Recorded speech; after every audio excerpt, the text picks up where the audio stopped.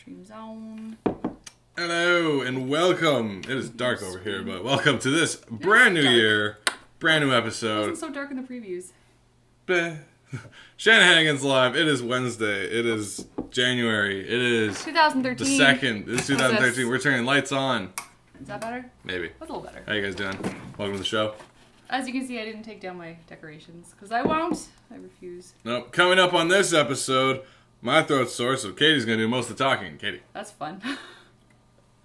I don't feel like drawing, so you're gonna draw for me for the rest. Long distance reading. I should put glasses on for this. I'm getting too old to stare at these things. I can't see. We got TV there saying hi. Oh, there it is. So can I close this? Yeah. You can minimize that for now. Yeah.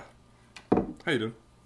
I'm exhausted. For some reason, my brain thought it would be a really good idea to get up at 5 a.m. This morning to get started on work. Because I'm like, it's the new year, I want to be on top of things. And then, like, around 1 p.m., I just, like... Yep. I'm so exhausted. It's way past my bedtime right now, and it's only 8. Yeah, I know that feeling. Oh, I shouldn't have done that. We got TV there saying quiet today. Yeah, it is, man. Everyone's still on holidays. Yeah. If you're in the chat, be sure to perk up. Join in. Yeah. You can, wait, when you say quiet today, you mean, like, our volume or chat? Chat is pretty So sad. get back to us on that so we can adjust that. But it's going to be... Like it's a little sit-down with TV dinner today. Yeah, it's going to be a kind of chill day. We might just ask you guys some questions instead, because I don't know. It's just kind of just recovering, you know. You try to have a holiday, and then you end up been sick all holiday. pretty much sore throats, coughing, not so much the sneezing. That's you know good. how it is. Just misery. Ew. Chat number's not fine. No, that's fine. Yeah. But you know, we might find some things to talk about, or you know, you guys you can tell us how was your holiday. That's always good too. Yeah, holidays are fun. We were off. Took a little trip off to Blue Mountain, go a little skiing. It was a nice little getaway because you get to go to like a little holiday village. A little. That was great. The place you picked out was really nice. Yeah, we stayed at Blue Mountain Ski Resort. It was like a little inside the village. It was a nice little hotel-y thing with a fireplace and a balcony, 2 balconies. It was super fun. There's a balcony for the bedroom and the living room. There were 4 of us there. So we can have our own balconies and have like neighbor conversations. I gotta say, it's pretty low key though. Like the skiing was a lot of fun, but like as usual, our New Year's were pretty chill. So it's like we had an oven, or we had a working kitchen in the hotel, so we just brought back a bunch of finger foods and just watched Aliens. Yeah, Sigourney Weaver in the It was sequel to amazing. the classic Alien. It was actually perfect. Before that, it was like Adventure Time marathon. Yeah, like, no, because skiing, I don't really have access to. Blue Mountain. I don't have a TV, so I don't really watch Teletoon or nothing. But there's like all day Adventure Time through like season like 3 and maybe out of 4. I'm not sure what it was. So That's I'm like excited. catching up on some of those episodes. But definitely, yeah, it was fairly chill New Year's. No major crazy party. But I almost prefer that sometimes. Sometimes it's fun to have a big party. Other times it's nice just like throw some things in the oven and just like lie You gotta be able to go around. with it because it's like the club across the way, just people outside in the snow, just getting ready to go dancing. I'm like, no, not today. Yeah, I don't know. As you can see, I probably wouldn't do too well in the club anyway. No. Though I did bring a nice shirt and a tie, but well. I know, I didn't get to wear my fancy clothes. But you know, but the other option is if we had a hotel room that like didn't have a functioning kitchen, then we'd have to have had to go somewhere. Oh, and spend like, $100+ yeah, $125 on a regular bar meal. Nuts. You know, because it was all, you know, you're trapped up there, so it's all these crazy reservations you got set up for. Yeah. Not for me, but you know, But it was fun. so taught myself to snowboard. Well, all right, I learned a bit from the course they had there, but Good. yeah, but it was the first time I ever really tried doing it, and and if you were following my Twitter. Right before New Year's, I posted up something that some people said, like, is this from Parappa the Rapper? I was basically saying, like, my big deal, the big thing I learned from 2012 is that it's all in the mind. You know, a lot of these kind of, like, intimidating or things that you're just like, ooh, kind of activities, like, it might be kind of scary or whatever, like doing flips and jumping off things. Like, you know, I did parkour this year, and I did, like, snowboarding right at the end of this year. And a lot of it is just all in the mind because your body is capable of doing a lot of these things more often than not. It's. But you like broke yourself in parkour. That's a different story. But the point was, I've snowboarded once before this weekend, and I just kind of seesawed down the hill. So I'm always facing down the hill. Because I'm like, no. So I'm either just sliding, slowing down, or going back and forth like a seesaw or pendulum. But this time I want to do it proper. I want to do, left. Your put-on foot is always facing forward. So left foot's always going downhill for me. And it was scary because the thing with snowboarding and a lot of extreme sports is it's all about speed, because you need the speed to carve, you need the speed to turn, you need the speed to stay to the snow, or else you just kind of fall over. Yeah. And so it's like riding a bike. You can't just wobble. You have to get up fast you need to move enough a minimal speed for a bike to work. But you're scared you're gonna fall, but you will fall if you're too if you're being too slow, or if you're just being too timid. And the thing with the snowboarding is it's all about edges. So if you're going left, and left is your predominant foot, then you're kind of pointing your toes up and using your heel to kind of like glide along. But if you want to go right, that means you have to have your back facing down the mountain and digging your toes into the snow and leaning forward, and it feels way more unnatural to do that at first than having your back to the hill and your face down the cliff or whatever it is. But like this, I kind of I was studying people, and I was putting the theory in my head, and I was analyzing, and I was just like, what? It's all about edges. And the truth is, using your heel as an edge or your toe as an edge makes no difference. It's all the same, because it's all in the mind. It was all just the fear of having my back to the hill and falling downwards that was stopping me. So this one time I just went down a wider path, and there's less people around, so I had no one to crash into, fortunately.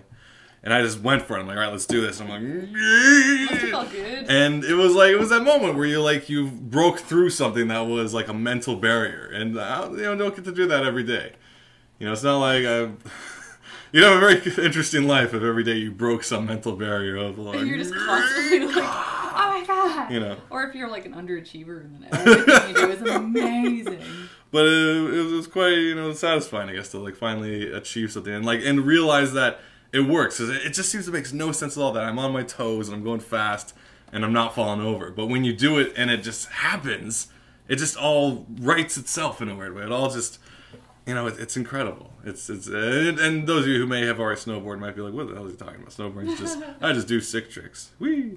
But this was just like this whole moment of like the fear, and then the study, then the application, and then the proof and the pudding. Yeah. And it was good times. So I recommend trying things you are not sure how to do in this new year. But be safe. Oh, too. Be safe. Yeah, be smart. Don't be stupid about it. Yeah, that sounds great. Let's take a look at the chat quickly. We got a couple people here. We got Fish Estrella saying hello. Welcome. Hello. We got Tina saying I'm trying to draw a tuft of hair, but it doesn't want to work. We'll get to that in a sec. We also got Sean saying good evening. And now things are picking up. My Sterling saying, a man ridiculously confused by the new live stream. Yeah, it's kind of confusing, but there's a lot less commercials. As long as the audio is in sync. More or less, we're happy. If not, don't even watch the video, because we're not terribly interesting right now, and Katie can't show you what she's working on. Yeah. And do your own art and just listen. Listen up to our science. Try and drop some... Is that the word science? Some wisdom, some science. In future episodes, of course, we will be showing you what's going on in this antique, but just not these particular ones. And maybe, there's always talk about having other like segments and puppet shows and crap like that. Who knows? It's a new year. Anything could happen. Anything could happen. Unfortunately, since we didn't have an episode last week because of the holidays, you guys kind of missed out on, if you missed out last year too, then it wouldn't matter. But our good friend Cleaver, the Christmas elf, was he the something elf? I don't know. Yeah, Cleaver, the post-Christmas elf. Yeah, good guy, but he doesn't seem to be around right now. And since my throat is sore, I can't summon him. Yeah. It's a certain frequency. You need a certain irritating voice to bring him to fruition, to bring him over. So not really happening. Unfortunately, you've been sick all weekend. We got Andrew Murray saying, did you get Hespel to watch Home Alone? Were we supposed to? No, she hasn't watched it yet. This was from the Christmas episode. Oh, the pre-Christmas episode. Yeah, okay. It was delightful. We were in front of the tree. We were wearing I saw bits sweaters of it. and bows. And there was a puppy. And there was a puppy. Like, if we ran out of anything to say, we just went puppy ham and just like... The puppy does not favor me just yet. Pudding is so cute. She loves everyone, but she shies except away me. from you. Doesn't like me much. She patronizes me. No, I think like my discovery is that just sits there. No, my thing is I think she knows cool. I'm putting in too much effort. Right. Because whenever I want to get affection, she's like, "Oh yeah, right." For everyone else, she'll like run on you and pee on you and everything. Yeah. But for me, she's like, oh, fine, pet my head. I'm like, good. Are you happy? You gotta just lie on the ground, because I lie on the ground, she'll just jump on my face. No, like, ah, she'll ah. avoid me like the Dickens. Really? I remember Puzzle used to do that too, our roommate's cat, our old roommate's cat, when she'd be on the ground, you'd lie down beside her, and she'd get up and walk over, and then you'd roll over beside her. Oh, yeah, I would just pursue that cat. She's like, why don't you get the picture? I want her affection. I don't know, maybe I'm just not an animal person anymore. Who knows? No. You gotta fight the fear. Got Cal McDonald. Hi. Says Cal. Hi, Cal. We return the hellos. We're just... If you guys have any stories from, like, your holidays or New Year's, throw them up. Yeah, we're pretty low-key at the moment. If you just joined us, he's sick. Yeah. I got up at 5 a.m. for some reason, so I'm just like...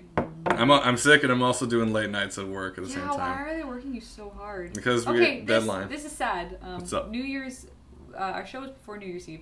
New Year's Eve, you couldn't even make it to the family parties. No, I couldn't. I was working New Year's Eve. And everyone's like, "Where is he?" No, not New Year's Eve. Christmas Eve. I took New Year's Eve off. We'll go back a week. But like, you couldn't even get out of work. And it was like 9 p.m. And everyone was like, "Where is your bro?" And I'm like, Well, what would I'd have nothing to say even if I was there. I'd be like, I work. How was the family? I work. Your presence was missed. Yes. I guess so. Yeah, I missed a bunch of stuff, but that's the way of the beast. You know what I'm saying? You gotta just keep working and hate yourself. Oh. But hey, how's it going? New Year, everybody! This is great. Way to kick things off. Yeah. To go along the same positive vibe for 2013, my favorite moment of our vacation is it's been a great day of skiing because people joining us, we went to Blue Mountain Ski Resort and it was amazing. A day of skiing and snowboarding. We all felt great.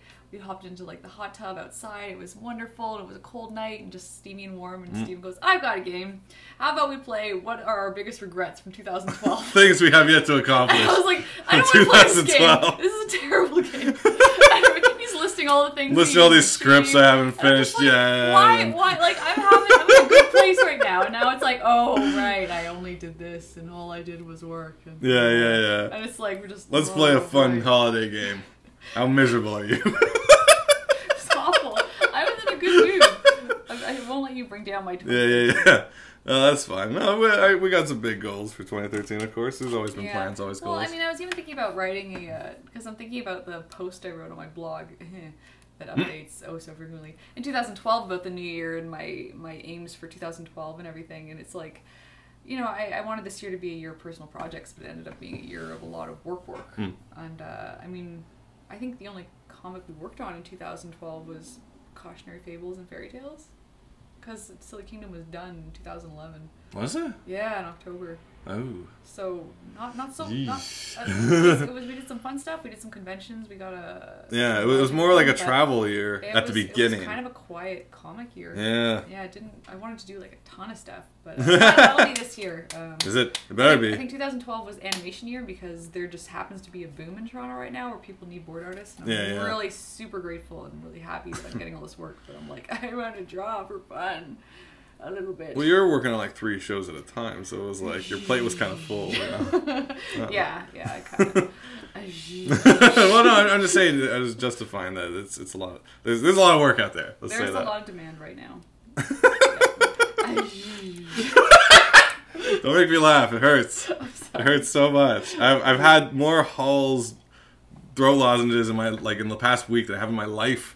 I'm trying all different flavors. I'm a connoisseur now. If you haven't yet, get the apple and kiwi Halls. Very good. TV Dinner says, there was a puppy. Yeah, if you go back to the last episode, you'll see her. If you missed any episodes, I also started uploading. I don't have all of them because I didn't download them all. Okay, I think I've got them. All last season episodes are at the Shanahanigans live YouTube channel. And there's also a new collection, playlist of season 2 Shanahanigans live episodes starting to contain all these live stream episodes. Fantastic. So you can check those out. Those ones are all full of glitches and stuff too. Some of them, like, apparently the audio goes out after 9 minutes on one of them. No, what? The new live stream had some issues. Is it still doing that? I don't know. I hope not. Is it? Oh my god. I haven't really watched any of the... Well, the case in point, the 2 weeks ago, the pre-Christmas episode, pre-holiday episode, it's like, it feels like it was edited because it keeps skipping ahead at certain points for some reason by like a couple seconds. I don't know what's going on. Live stream's wacky. Are we gonna have to leave live stream? I don't know. Really just maybe. got here and. If you have a new software to recommend for live streaming. What was our problem with Ustream? Was commercials. Right? Ustream was commercials, and we were none too happy with it because halfway through a good point, it'd be like, "Get a car, eat a thing," and I'm like, "eh." So you guys miss out on the show. Yeah, dang it. Okay, we're gonna have to check out some of the episodes and see how they go. What are people up to? My had a uneventful holiday. Unless you count installing a ceiling fan, became an epic battle. The list for hours. There you go. That sounds fun. Kel was watching TNG. I just started, but I I'm am getting having there. so much fun with that. I gotta show. continue. That's Fish Estrella was adorable. catching up with Doctor Who. Yeah, you were. The Stars Way is Always Sunny in Philadelphia. I have those DVDs. I haven't touched it yet. And resolutions for 2013, says Andrew Murray. Resolutions. I want to do more writing than video. That's good. So I'm canceling my YouTube channel. What? How about just not, it's always extremes with you. It has to be. I am breaking my computer. It has to be. Alright, that's not truly the case. But I definitely want to do more. I basically want to find out how to do more writing for writing's sake as opposed to writing for another purpose. Like writing to be a video, writing to be an audio thing. Doesn't necessarily mean I want to do a book. Ew, Heaven forbid. books. Novelettes. But just like more writing, because, I don't know. Sometimes you gotta write, you know what I'm saying? Yeah. I find most of my writing is always meant to be adapted for something else, though. It's always like it's a script, it's a storyboard or something. It's never the end. The end result is never just the writing itself. And I follow some people on Twitter who are like, got another chapter done. I'm like, I wonder what that feels like. Probably pretty good. Because I'm trying to think the last time I wrote a chapter book. It must have been like grade school of some sort. Whether it was that Archer story thing or what else was there? I see people like new comic up. I'm like, how? It's been like 2 years since my last update. I am awful. Yeah, but trying to think about that. Like, there's more ways to use writing, and if anything, also try to find a way to make that mad dollar bill for writing, so I can make the convergence and get away from motion graphics. Because for some reason, I keep applying for motion graphic jobs. I'm like, do I still do motion graphics, or am I just like? It's kind of like you're good at it, so it's like I'm all right. you're competent at it. Thank you. So you keep doing it, but it's not what you want to be doing. Yeah. Like It's just this weird path I kept going along. What is that saying? It's the job you can do or the job you want to do or something. I thought it was going to be one of the things like you're not the hero they need or want. I don't know. You're not the motion graphic artist they want. They will ask us for help, and I will say no. I don't know if that helps anywhere, but Yeah. I was saying I heard some like Twitch TV for streaming. I find those guys are mostly isn't it like video game streams where it's like Warcraft and Dota and League of Legends. I don't follow any of these, but I'm aware that they exist. Resolutions. Oh, the other big resolution for 2013 is I want to finally play all the games I have on Steam. That doesn't sound like a very productive resolution. You're like, I'm going to destroy my YouTube and I'm going to play video games all day. No, that's not what I'm saying. I'm saying I want to experience a bit of everything. So I want to do this thing where I'm going to take a day off and put like half an hour into every game and give you guys like a quick review. Well, that's good. And just so I get a taste, you know, just so I know what's up. Because I feel like it's also about experiencing stuff too. Because like, you know, there's many TV series out there, many books, many movies, many stories that I just haven't, you know, gone after yet. And you know, there's something to gain from everything. Even if you like it, if you don't, especially if you don't like it, something to gain from it. Figure out why you don't like it. That's why I'm pretty lucky. I can when I'm cleaning up my boards, like it takes a certain amount of brain power that you can just kind of think about stuff, and you don't have to focus 100%. So I can listen to audiobooks, so I can just listen through all kinds of books while I'm cleaning up. Some really good ones, some really bad ones. Yeah. But I mean, yeah, you learn something from all of them. Even like just the way someone reads it, the voice. Yeah. You're like, oh, why are you doing that voice? Well, that's one of the things I want to do. Is speaking of writing for the sake of writing, though, in the end, this is being adapted. One of the major projects for 2013 I want to do is like an original book on tape series kind of thing. Maybe just like a couple chapters, like 12 chapters or something, you know. And I've been kind of writing it on and off for the past while. And I figure it's just something I just want to get out there because it's not like my greatest piece. I'm not like trying to make it perfect. It's like I want to kind of make it of its time, you know. One of those projects just to kind of get out. So there's a couple of projects. There's a lot of stuff going on. And it comes down to like which to focus on Yeah, we actually, for how quiet last year was, it looks like this year's going to be pretty busy Yeah. in terms of comics. I mean, we have a table of TCAF. Yes. That we have to make amazing. So we have to have books for that table. Yes. Oh, there will be. So yeah, we're working on a couple anthologies, 3 anthologies right now. I'm also storyboarding full time, and we are going to make the next Silly Kingdom within the next couple months, and I'm going to finish everyone's commissions within the next couple months. So if I owe you a commission, it is coming.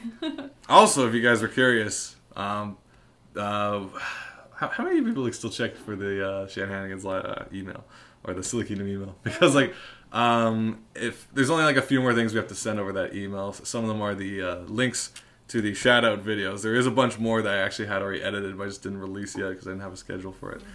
So the last few shout out videos will actually be out probably within the week. If you guys like to watch us read a list of names in bizarre locations, look forward to that. Yeah. It's pretty much just us popping around the screen in different places shouting your names. But it's a video that's kept. It's not on pure YouTube privacy, but it is kind of an invite only type thing. So if you were a part of the initial Indiegogo, the video will be sent to you, and you can share it if you want. But beyond that, it's not like a widely promoted video. Yeah, and I mean, it's us yelling names. Yeah, it's not terrible. It's not like you're missing out. It's only as interesting as the least interesting thing you have to do that day. So it's basically just, there's some jokes in there, but in the end, it's we just do go to some pretty cool places. Yeah. I think at the end we just like ran out of places to go, so we're just running around the University of Toronto. Yeah, just yelling, standing on cannons. It's like a weird through hallways. part of my hair. I'm just going, There you go. But beyond that, yeah. So New Year's. What was your New Year resolution? Oh, get abs. What? Get some abs. Abs? Abs. Like abs. Like abs. Okay, you want abs? I guess. I don't know. How do you intend to achieve this? I don't achieve them anyway, so I might as well go for abs. Okay, Katie wants abs. What's your got like 365 days to make What's it your happen. New Year's resolution? Throw it our way. If it's about being more productive, that's always awesome. If it's a project you've always wanted to get going, that's cool too. If it's also about just like, maybe clean that cupboard I've been neglecting. I also gotta do that. That's my resolution. Okay, actually, okay. I mean, it's like I'm ticking off a list of disappointments for next year. No, This will happen. I'm learning French. What? I'm learning guitar. Okay. I don't know why I'm so shocked by the first cooking one. more. And I want to... I have this thing, it's abbreviated to DEBS, and it's every day I have to draw something, exercise, brain stuff, and socialize. What does brain stuff mean? So like, like Sudokus or like brain age and things like that. Just something to get the brain going. And the socialize is talk to someone outside of the house. That's nice. Because it's easy to be like, I haven't talked to anyone in a month except Jerry and you. That's true. Because I don't leave the house ever. Like a real live person. Does this mean you have to call them, or in person you gotta see them? Just a conversation. It's like chat up the person at the sandwich shop. Yeah, they're like, oh no, not her again. I'm like, how? Here for my talk. So desperate. I need to tick this off. I need my dibs. Yeah, I'm just trying to get more. Just trying to structure my life a bit more so it's not constant. Oh my god, I'm late on a project and doing a project and working on a project and finishing a project and finishing a project and on to the next project. Like, not to say I'm late on projects. I hand them all in on time. Of course. But just to have a bit more structure that's not all work all the time. And that was my resolution for last year. It was like work-life balance. It didn't. It was a little bit, but it was more work. But that's because there was so much in the city, and I can't say no. Cal McDonald says I got to finish my Fame and Misfortune graphic novel. Excellent. And then launch Sorcery 101. That's my plan for the year. Excellent. If you guys have New Year's resolutions and plans, throw them our way, because then we can hold you to it, and you can feel extra guilty. Yeah, we'll write this down, and then next year's episode, we'll read out your names, be like, did you do it? How about these? That's the one thing I always realize, and I tell everyone, it's like you need these kind of deadlines, and if you're not like steadfast enough to like, or if that's the right word, but like able to stick to your own deadlines, you need somehow like without like not like threatening yourself, like having like money hanging over a shredder, but like some way that's like to motivate you. And sometimes that means you gotta get other people involved and make it more like a deadline project that everyone is like looking for checkups on. Yeah, a lot of times it's the deadline that's the motivation, because it's like, oh, I don't feel like it, but it's due in 2 weeks, so I better start. But if there is no due and it's your own thing, it's kind of like you gotta either figure out a way to stay on top of it, or you're just like so excited you can't help but do it, or get other people involved to be like, all right, I'll keep you on top of your project, you keep on top of my project, kind of thing. Yeah. So either you could do that on this show by announcing right here and now what your deadlines are. Yeah, what are your deadlines? We'll put them on the wall, and we'll check up with you guys. And be like, panel 3 was due 2 weeks ago. What are you doing? People log into the show and get all nervous because we're just going to yell at you. What are you doing with your They don't life? want to tune in tonight because they're like, oh god, I didn't get that page done. And I'm like, well, you knew it was tonight. You just had to go see the Hobbit sequel. Yeah, sometimes that's important. Okay, deal. I can't yell this episode, I'm sorry. Oh. I'm gonna lose my voice. Maya saying, I'm one of those boring jerks who don't bother with resolutions. I'm pretty sure I won't get around to doing them anyway. I don't think it's jerky to not have a resolution. Oh yeah, you know, it's not like there's a expectation that everyone has to have one. I gotta say though, like, I don't know, growing up, New Year's was always like my least favorite holiday, because it was just always like you're up till midnight and then it's like, oh, okay, and then it's like that song. I don't like that song. But the stars and buzz left from my and it was just like some and balloons, and then there's that kind of stuff. So should we sing it like that? And his name is Old Anxiety. Yeah, I don't know. It was just kind of like. I like the deviled eggs. I think Those are always good. I like the deviled eggs, but I think it's just because the season it's in, and it's like winter and it's dark and it's cold. It doesn't feel like new rejuvenation in New Year. It's Everything's like, still dead. Yeah, and then it's like, well, everybody take down the Christmas decorations, and next holiday is Valentine's Day, and you're like, no, and suddenly all the pink stuff goes up, and I like pink stuff, but it's All those expectations. Yeah, I don't know. It's only like within the past well, I mean, when I started going to, I don't tend to go out much on New Year's. I don't know. No. Last year we went to our cousin's wedding. We were at a That wedding, big. which was interesting. Before that, I went to Quebec City, which was good. Oh, okay. Usually it's pretty chill. I think. Well, it's just a big downer. Yes, well, last year I think I kicked off, as everyone tends to do, I guess, with resolutions. They start off with good intention. Yeah. Like I had this whole thing where it's like every month they're going to do something new and different, experience something new. Oh, and to be fair, I did ukulele. Yeah. I did a knitting class. Yeah. And then I had this thing where it's like every week I'm going to write another article about like a food and film review, and I had these food film reviews where I'd watch a movie and make a dish that night and then review them together. It was great because they had nothing to do with each other. Yeah. So it was like, I kicked off with like Die Hard and Stir Fry. You had like Silence of the Lambs. No, I didn't. What was it with the creme brulee? I had, that was Invasion of the Body Snatchers and creme brulee. That's a good mix. It was pretty good. And then there's stuff like tomato soup and the Maltese Falcon. You hated that movie. Yeah, both were disappointing. And then there's Planet of the Apes and different things you managed to tie in together. Yeah, well, no, the if you've read them, the purpose of them is kind of like my revenge against English class. How it's like everything can be themed to something if you try hard enough. So if you get a chance, I found they're pretty. Like the last one I did was Deviled Eggs and Top Gun. I can see that. Was it like Daredevils? I guess so. I didn't actually think of that. I just like Deviled Eggs. I will say this though: don't make a meal out of deviled eggs. It's not a good idea. No, it's a nice snack, but don't like pack them in. Ugh. But going back to the point, like I did like a review every week, and I got to see a bunch of movies I never actually watched. I never watched Planet of the Apes before, and I really enjoyed it until Charlton Heston started talking again. Ruined it. I like what you said. He has that laugh in the movie, and you were like, can you just Google H-A-W, if you Google H-A-W, H-A-W, it's that clip will show up with Charlton Heston laughing. Yeah. What is it? He's laughing. If you Google, or if you go on YouTube and type ha ha ha ha, Charlton Heston shows up from Planet of the Apes. It's great. It's such a weird laugh.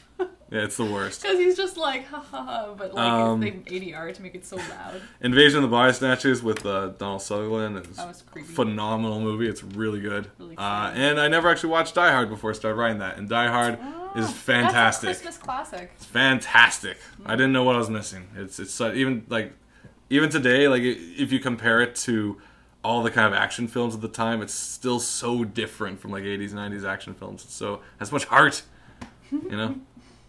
Good times. So then those reviews stopped happening because I got busy.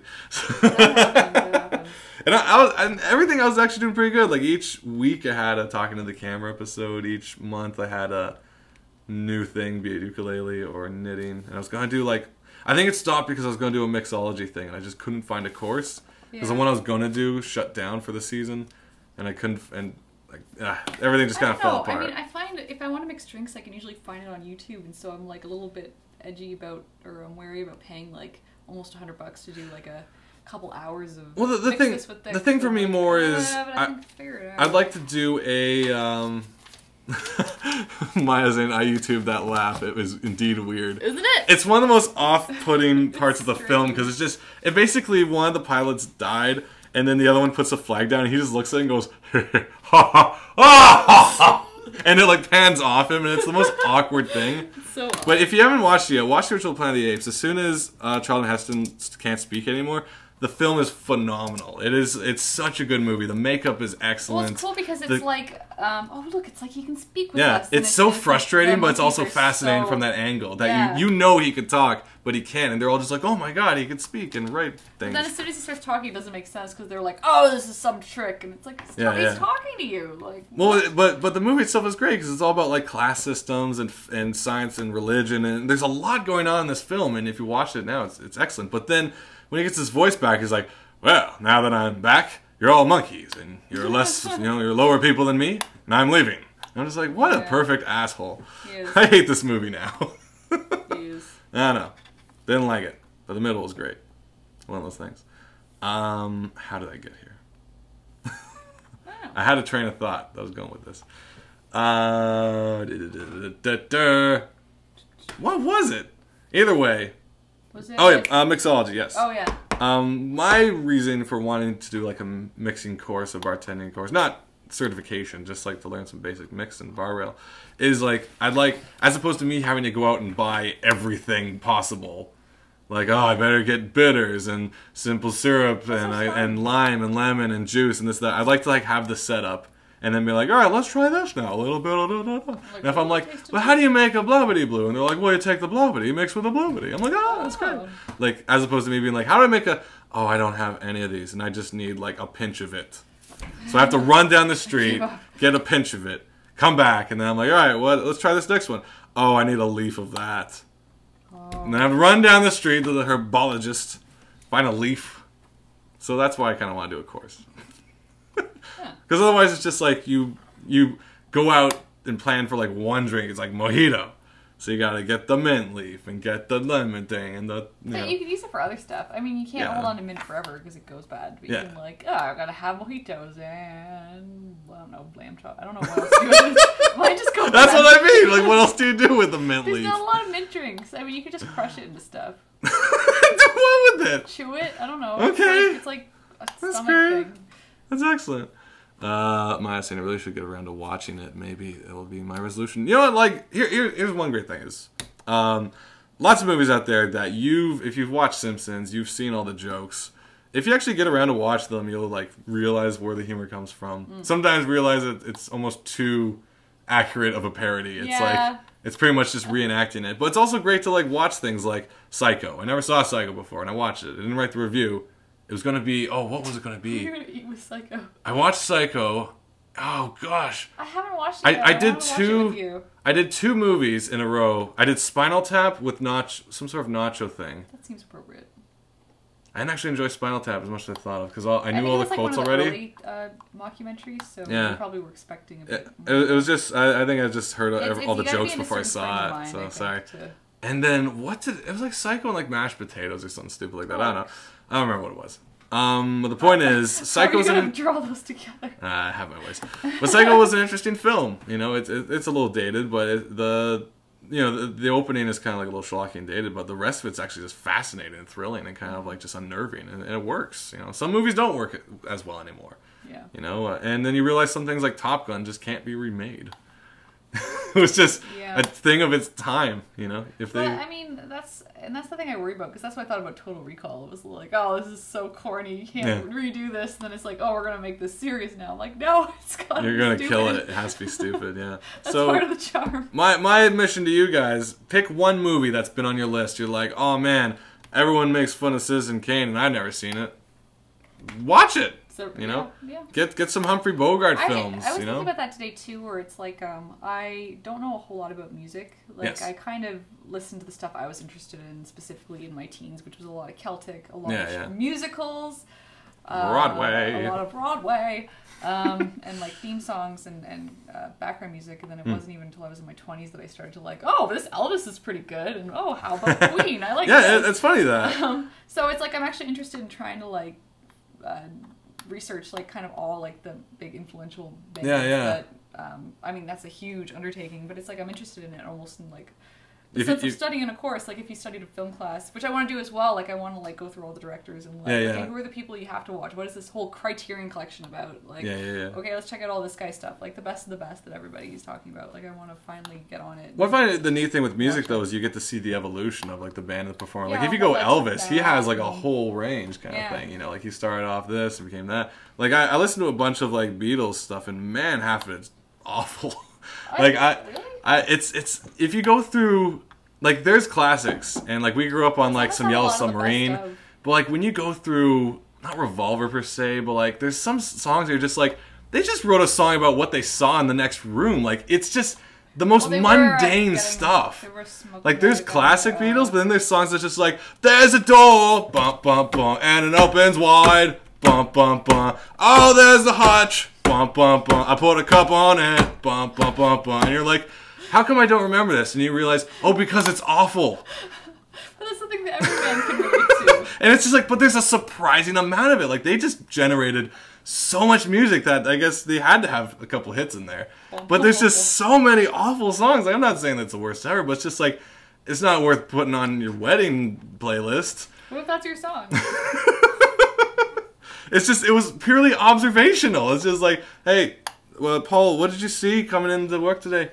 He's like, oh, well, I saw a man buffing shoes. Shoe buffer! Bump, bump, bump. You buffing them shoes? Bump, bump, bump. Hey, shoe buffer! And they had like a filter so it sounds unique. And it's like, wah, blah, blah. And you're like, why is this good? I'm actually really liking this. I have to say, you're not selling me on them being that bad. I'm like, oh, we're going to get this shoe buffer. We're going to get the shoe buffer song. I'm like, man, it amazes me because then you hear stuff like, it's been a hard day. And you're like, yeah, screaming. But you don't hear the girl screaming for like, I got a clothes peg, dump, bump, bump, and I hang up my clothes, bump, bump, bump. Like, no one was screaming during that. Like, girls didn't faint.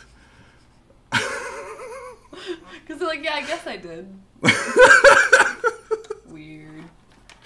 Seriously, listen, do a retrospective. Like, and it's kind of cool because if you know, have your ways of either buying it or you can go to any collection and have like from beginning to end and like Led Zeppelin or whatever. Like I've never, outside of just like listening to what my dad was playing or if other people were playing stuff, I've never followed any band outside of Aqua through a whole soundtrack. Yeah, that was solid. Because that Aquarius was one bang on track. That was good. You can never call Aqua a one-hit wonder. They were full of hits, those guys. I gotta say, even that Big No Doubt CD that I love, there were a couple songs there. I was like, shmeh, but like a lot of it was. Well, that's why nowadays it's like rare because if you were going to buy a CD, you don't have to get all of it, so you can skip the clothes hanger song. Yeah. You can skip or pick it exclusively if that's your taste. All the remixes of Clothes Hanger. But it's like I never had a band growing up. I never had like my favorite band. And like I've been to like 2 concerts. One was the Dresden Dolls because that was like the first time I was ever like, this is an interesting sounding band that I will buy a CD of. They came to Toronto? Yeah, they had a show, and I like their tone because it's, I don't know if it's like cabaret or what you want to call it, but it's a lot of like heavy piano. Yeah. Like dun dun dun dun dun. I'm like, okay, that's kind of nice. And the other performance I saw was Tenacious D, the Pick of Destiny tour. That was good. That was good. But it's just I don't have a band. I couldn't tell you, like, if I had to pick, I'd probably have to say Aqua would have been my favorite band because there's no other band I ever listened to all this stuff. We went to Spice Girls reunion tour. That is true. That was pretty amazing. It was a lot of fun. Yeah, was there was nothing ironic. I loved it. There's nothing ironic at all. It was you, me, your buddy, and his sister. Yeah. Yeah. It was like a brothers and sisters party. We're like these like mid-20-year-olds like in the back of the stadium. That was great. They have costume changes. But so I think even I tried to like get some more of the well-known performers and just like try to go through all their stuff and just hear. I didn't really get too far. The problem with me is I'll find a song I love and then I will play this ever-living crap out of it because I just love it and I'll get sick of it. But it's like I just got one more time, just one more time. It's like no, let it go, relax. Well, because my playlist was once again like I went back when I used the iPod more often. I had a playlist of all the stuff I enjoyed, so I had like. The song from the trailer of Sin City, which was the servant sells and goes, but I didn't care for any of their other songs. I would have like 2 Franz Ferdinand songs, but the rest all sound too similar. Yeah. I'd have like Ben Folds 5, but only one of his songs. Like last night. Pretty much. You're like, that's my song. It's my song. I never had like a full band I'd play. It would always be like the Mononoke soundtrack. Or the Katamari Damacy soundtrack, or the Ranma OAV soundtrack. Oh, that was such a good soundtrack. Because the thing was, I kind of grew up listening to soundtracks because I would write to those. As I'm listening, I would like come up with ideas that would match these songs. I'd sketch sequences to it because I'd see in my head like you're listening to soundtracks and you're picturing scenes happening and then you're writing. Yeah, like I totally do that too. And like the only case that it came like purely to fruition was with the Metropolis.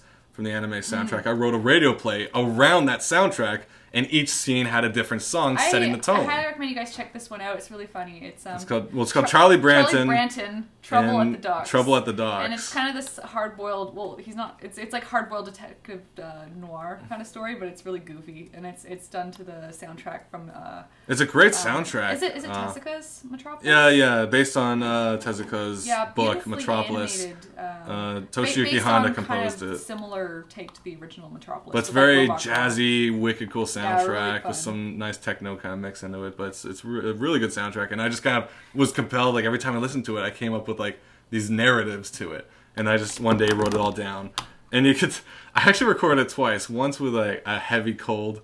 And the next time with a better cold. It was kind of nasally through it. And so you could tell when, after the second re-record, I did 1 or 2 cleanup lines without a cold, and you can tell right away I don't have a nasally voice anymore. You're trying to fake it. Like right now, I could probably do it.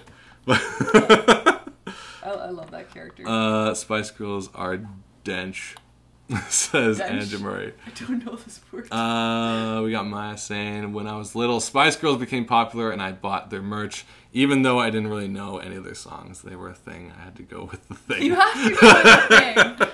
I feel like nowadays there's even more diversity than that because like Spice Girls would have been like the girl band, and the boy bands was like NSYNC or Backstreet Boys, and you had to kind of pick.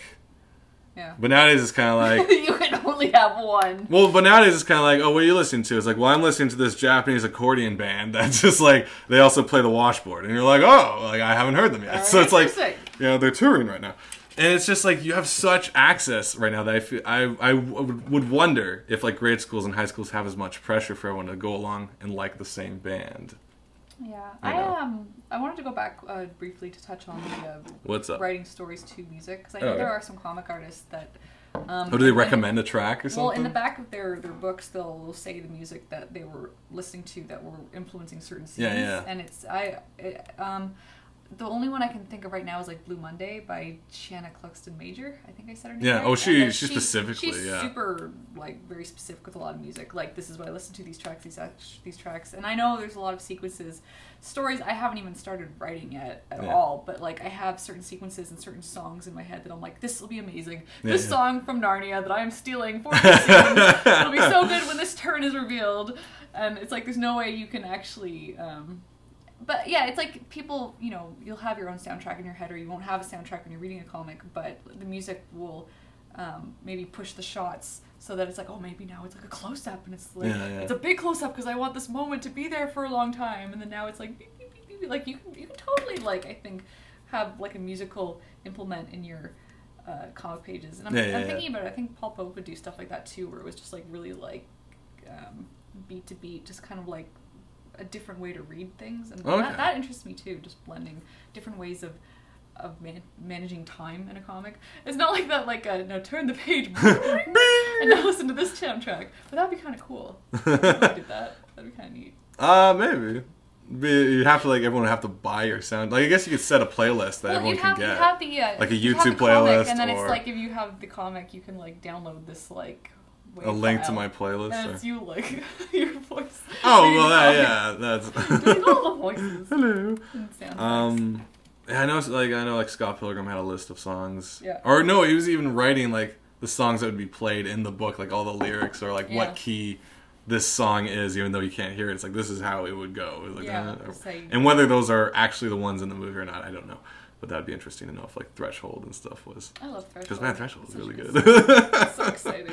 That 8-bit version at the end too. Yeah. That was a movie that was just like so much fun. And it's a pure joy movie. Like I love the Scott Pilgrim movie. I feel like I've been really disappointed by movies lately. You know, like really? That's why it's like when Aliens comes on, I'm like, yay! I know I like this already. She's gonna go down. She's gonna be like, no, don't open the eggs. I want to shoot the eggs. Because I think Jerry we rented a couple movies, and he got one. What was it? It was called like Explosions or Havoc or Craziness or Haywire. Sounds about right. And it's I was really excited for it because it's starring a Ultimate Fighter. I forget her name, but she's awesome. Oh, and before we watched it, we were watching the choreography and a lot of like the fight stuff, and it was wicked. And we were like, so cool. And we were watching the movie, and it's like a lot of running around, a lot of asking questions. There's a fight, and then it's like running around. But it's weird because it's like the choices the director made, and I'm like, maybe it's like you're trying to do something different, but it's like lingering on shots for way too long. So it's like a character's driving, and then it's like someone's coming this way. We gotta turn around. And it's like, you know, the camera's on them while their back is. So it's like, you know, I'm driving my car and my back is to the camera as I'm trying to drive towards the camera. And it's like the shot is lingering for like 30 seconds on this shot. And it's like, I know you like this shot, but like, I get it. Like, move along. There's a lot of odd choices like that. So I ended up falling asleep. Okay. I was really excited at first, and I was like, no, I wanted to really like this. And I've been finding that happens a lot lately where I'm like, oh, this movie's going to be awesome. That's like, rough. Just to clarify, apparently Dench refers to... I started using Dench from Dane Judi Dench. It means it's right proper. Oh, I love that. So it's quite Dench, I guess. So good. So there's a new phrase for 2013. I'm going to start using that from now on. It's so Dench. I love Judi Dench. I was reading someone was saying that when she takes breaks in between film shoots, she'll be doing needle cross and doilies, and people are like, oh, how cute, but she's writing like awful, horrible things in the doilies. That works. So I guess segue into movies. I finally watched the Lorax. Oh yeah. Last night. You sound too nonplussed. It's cute. Yeah. It's fun, but I guess you had that car commercial in the back of your head the whole time. Yeah. So, okay. So to just give you a bit of backstory. So the Lorax, as you all know, Ted Geisel, Doctor Who, speaks for the trees. Seuss. I don't know. My mind is done. As I don't know, Dr. Seuss. I was thinking Doctor Who all last night too for some reason. Dr. Seuss, Speak for the Trees. The book is basically about this Lorax little furry dude who's all like, "Oh man, my trees being cut down."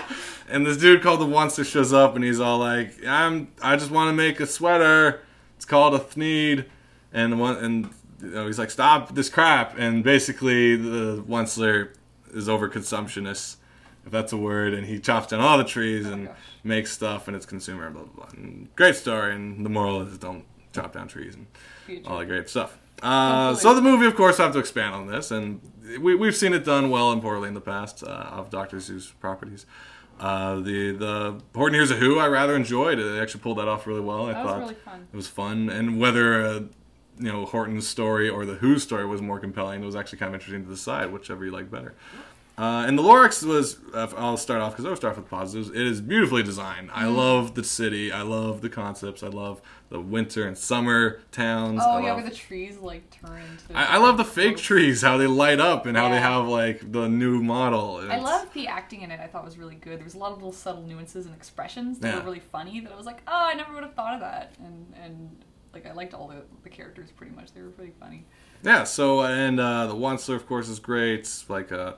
The whole premise in this one is the hot redhead next door wants to see a real tree, and so Zac Efron wants to provide, and so he heads out to find what happened to the trees. And this takes us back to the Lorax story, which I guess, like in the book, it was all about the Onceler talking to a kid. It was never in context of the main character dealing with the Lorax. I hope you all saw this movie by now. Yeah, it's been out for a bit. That's so the book. The whole concept, the whole book setup is like the kid shows up at the Onceler's house, and it's this sad story that he's telling him about his past, and then leaves him with the kind of the moral that's nothing will change unless people like you care a whole lot. Things aren't going to get any better. They're not. Yeah. And it's like it leaves on that note, but like with the movie they expand it, so there's more stuff happening, of course, around it. And it's good. It's fun. Yeah, it's good stuff. It's good stuff. Okay, so here's where I get a little nitpicky and have to. And I don't think this isn't. And if it's about the commercial, this is unfortunate, but it's not. I'm not going to bring. Okay, I'm not going to bring up the commercial just yet. I'm not going to bring. Even though this was in the back of my mind all the time, I was able to keep it separate enough. Like it was fine.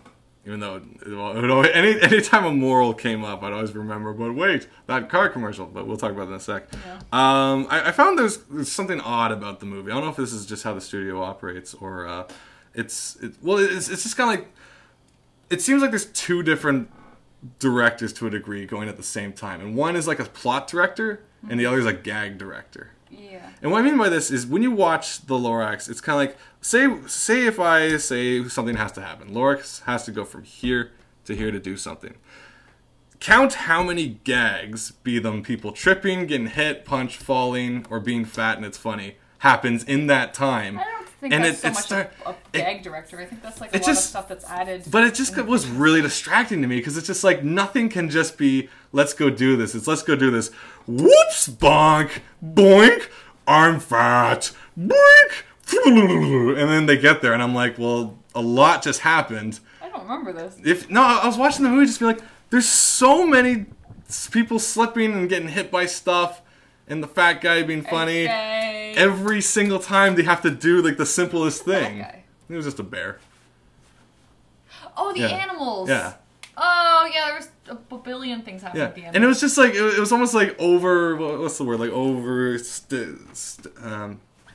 stimulation. Because it's just like you're watching and there's so many colorful characters and they're all doing so many things in the time it takes to turn on a light switch. It's like, if the Lorax was like, let me go turn on a light switch. On the way there, there'd be whoop, bonk. A fish would jump out and go, over here, be like, ring, click. And then, and sometimes I found it even like ruin like some of the moments. Like there was, the big moment was like when the Lorax was first supposed to arrive. There's supposed to be like a big lead up of like, oh, and there's lightning and all this stuff. And it'd be like a big, powerful impact. He's there. But there's like 10 gags right before that happens between the cloud opening and I know what you're talking about. Yeah.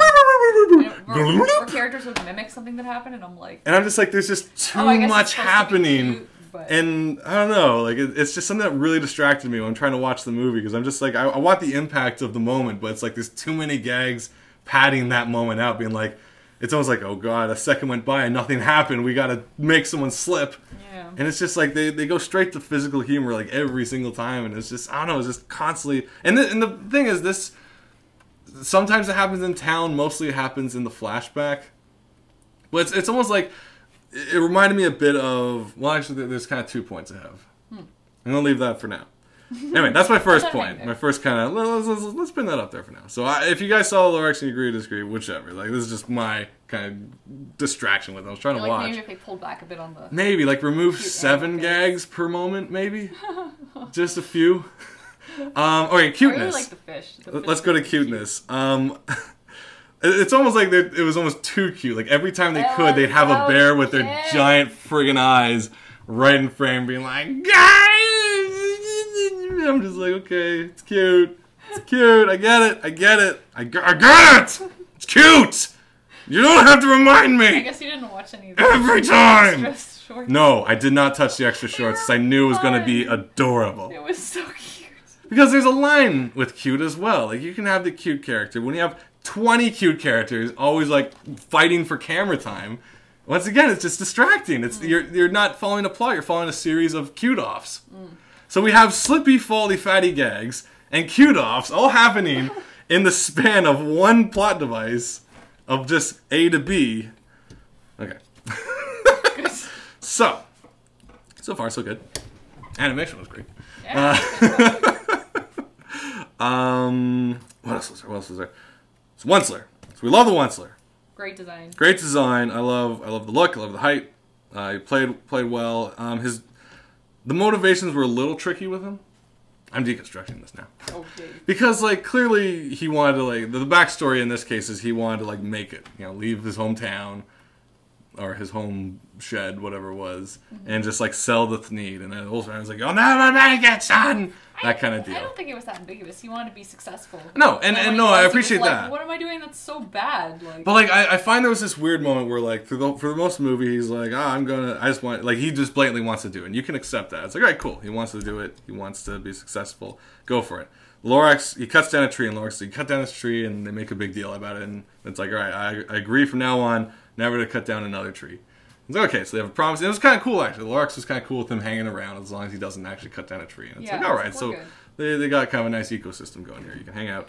Then the Thneed becomes popular. The family comes in, and they're picking the trees as opposed to cutting it. And then the mother comes in being like, I have an idea, son.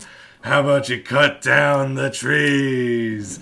And I guess the assumption is, like, he wants to make her proud. She was like, it's taking forever to get this done. Maybe we just start cutting them down. There was that, but then he had this kind of weird inner struggle, outer struggle monologue that just kind of, like, quickly changed his mind right away, being like, what is wrong with that? And then all of a sudden he's cutting down trees willy-nilly and he doesn't want to talk to the Lorax anymore. And it felt like very abrupt of a change. The guilt. Yeah. Because he's like, I'm giving a service. Well, that's the whole point of the Lorax, too. It's like, and it's this. We're getting really deep into this. Yeah, we are. We got it. This is a learning show. It's a struggle that most people have, where it's like you're like, well, what am I doing this so bad? And it's like, his whole song too. It's like, I don't remember exactly what the song is, but it's like, I'm making jobs. I'm filling need.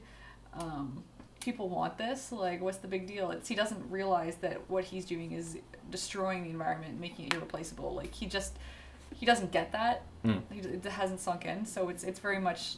I mean, the whole movie is just a moral where it's like, just kind of keep an eye out because things aren't necessarily going to pop up. I feel like my problem is I want a bit more time for that transition, but all the time was taken up with Slippy Folly jokes that they didn't have any time for him to actually I would have liked more stuff change because he literally went from, oh, the Thneed's popular now, so let's pick more, and the mom being like, maybe you should cut the trees down.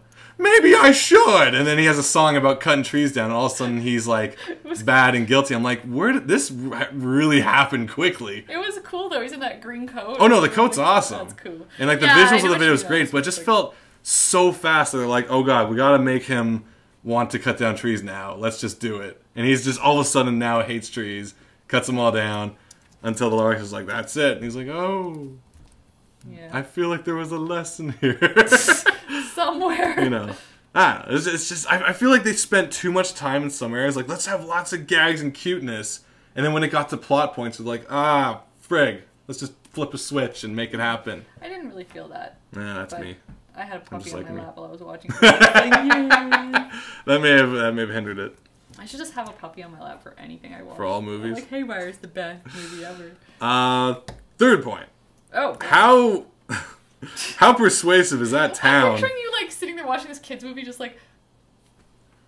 I kind of was. I was, like, leaning back. I was, like, squinting. How easily persuaded is that town?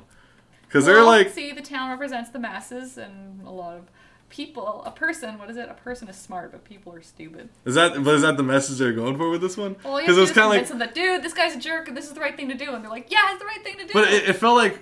them doing the right or the wrong thing was so, like, it had no meaning either way. Because, like, they were swayed by the, villain guy who's selling air. And he's like, the tree has to die. And they're like, yes, kill it. And then the guy is like, look, there's trees. And they're like, we like trees now. And they're so quickly turned. That was just like, really, them liking trees and not liking trees has no weight, does it? You know what, though? Because they'll go with whatever's, like, popular. I feel like this touches on a lot of Dr. Seuss's storytelling, though, where it oversimplifies a lot of conflicts. Does it? And, well, like Horton Hears a Hue. It's like they're all going to, like, torture this poor elephant who just wants to be happy with his little, like, fluff ball. And they're, like, all of them are against him to, like, destroy it until one of them speaks out. And it's very much kind of, like, exaggerating...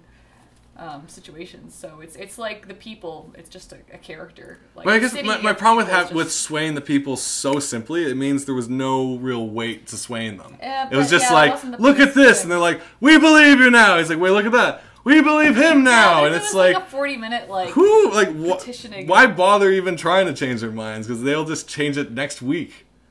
Yeah. If someone's like, that tree is causing too much shade, kill it.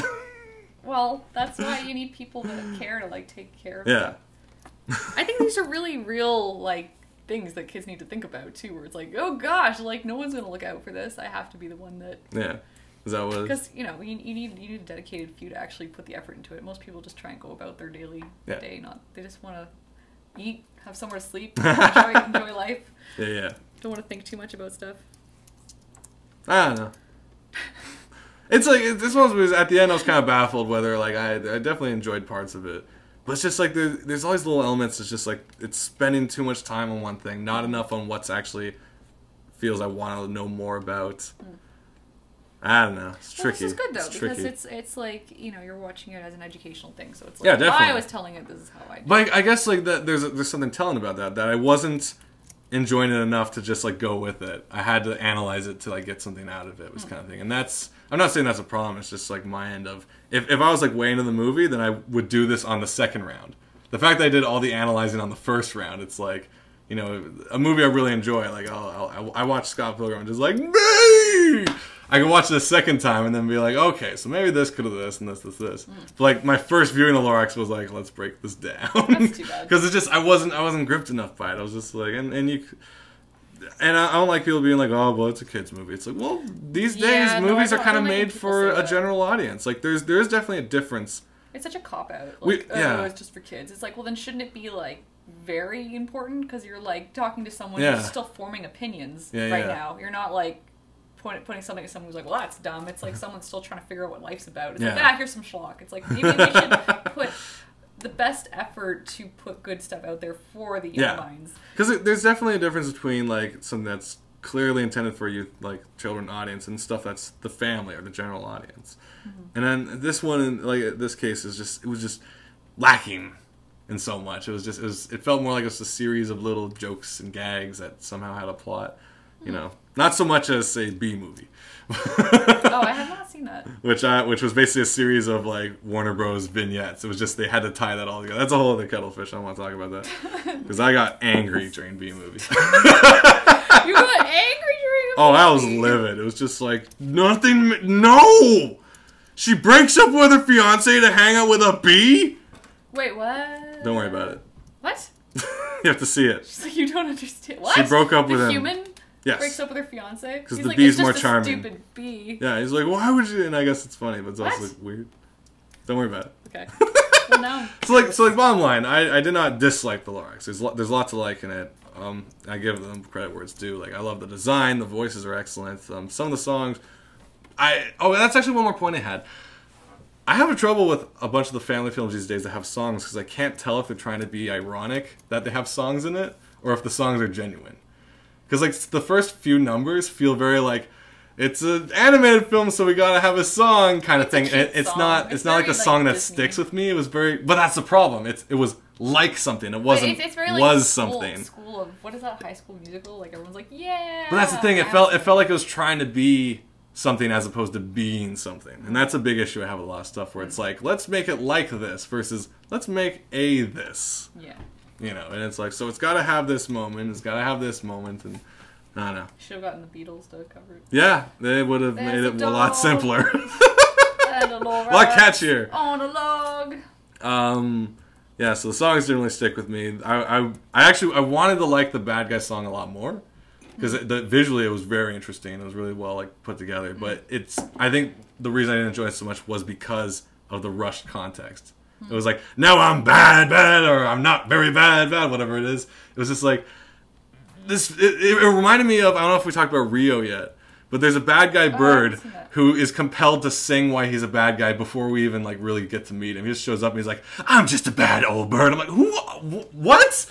Just out of nowhere. It's a musical or something. It's if intro. Jafar, right at the beginning of the movie, kicks in the door and he's I'm going to get a lion thing to open up and get a thief to go down there and get a thing. And you're just why are you singing at me? But Jafar shows up and his face is evil. So yeah. It's you don't even, but the bird was clearly evil. He's someone from the beginning. You can introduce a character with a song, but it just seems so cheap. It seems more expositional when you give everything they are about with the first song before you even get to meet them. Yeah. Is the problem. And though the Onceler, What's So Bad, or whatever song wasn't really like that, it kind of teetered on that because of like that context of it being like, I'm now doing this, and I'm going to sing about it too. And you're like, whoa, what happened there? So overall, I enjoyed the Lorax. Yeah, no, I didn't hate it. I'm not angry about it. I'm just like, I had to analyze it because I didn't enjoy it as a film. There's definitely parts about it I like better. Like I like the design, the characters are great, the voices. But some of it just stuck out too much to me. I'm like, me. But you know what?